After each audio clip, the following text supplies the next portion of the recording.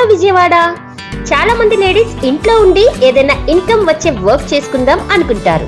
But వాళ్ళకి ఉండే పనుల వల్ల ఫ్రీ టైంలో వర్క్ చేసుకుందాం అనుకుంటే మంచి ప్రొఫెషన్ ఏది సరిగ్గా తెలియక అలానే ఉండిపోతారు. బట్ ఇప్పుడు మార్కెట్ లో మంచి డిమాండ్ ఉండే ప్రొఫెషన్ అండ్ ఒక జాబ్ లా కాకుండా నచ్చిన టైంలో వెళ్లి చేసుకుని వచ్చే విధంగా ఒక మంచి ప్రొఫెషన్ ఉందని మీకు తెలుసా?